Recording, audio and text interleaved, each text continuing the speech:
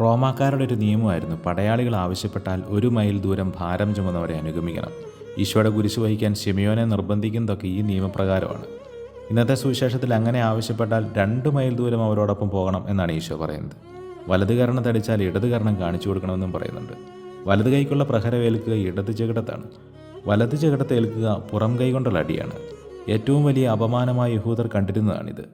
വ്യവഹാരത്തിൽ നഷ്ടം വരുമ്പോൾ പണയമായി ഉടുപ്പ് സ്വന്തമാക്കാൻ നോക്കുന്നത് ഇതുപോലൊരു അപമാനമായിരുന്നു. കുപ്പായം സ്വന്തമാക്കാൻ നോക്കുന്നവന് മേലങ്കി കൂടി കൊടുക്കാനാണ് ഈശോ പറഞ്ഞത്. ഇതിലെല്ലാം ഈശോ പറയുന്നത് തിന്മയ്ക്ക് നന്മ കൊണ്ട് മറുപടി പറയാനാണ്. കാരണം നിങ്ങളുടെ പിതാവായ ദൈവം അങ്ങനെയാണ്. ക്ഷമ ചോദിക്കുന്നവരോട് പൊറുക്കുന്നതും ചോദിക്കുന്നവന് കൊടുക്കുന്നതുമൊക്കെ കാരുണ്യപ്രവൃത്തിയാണ്, നന്മയാണ്. പക്ഷേ പ്രഹരിക്കുന്നവനോട് പൊറുക്കാനും തട്ടിയെടുക്കുന്നവന് വിട്ടുകൊടുക്കാനും പറ്റുമോ? അപ്രായോഗികമാണ്, അസംബന്ധമാണ്. പക്ഷേ അങ്ങനെ ചെയ്യാനായാൽ സംഭവിക്കുന്നൊരു അത്ഭുതമുണ്ട്. അപമാനം, അതിൽ നിന്നുണ്ടാകുന്ന പക, പ്രഹരം, അതിനുള്ള പ്രതികാരം എന്ന കണക്കിൽ സ്വയം വളരുന്നൊരു സ്വഭാവമുണ്ട് തിന്മയ്ക്ക്. മനസ്സിൽ നിന്ന് മനസ്സിലേക്ക് കൂടുതൽ കൂടുതൽ ക്രൗര്യത്തോടെ ഈ തിന്മയുടെ ചംക്രമണത്തെ നിങ്ങൾക്ക് തടയാനാകും എന്നതാണ് അത്ഭുതം.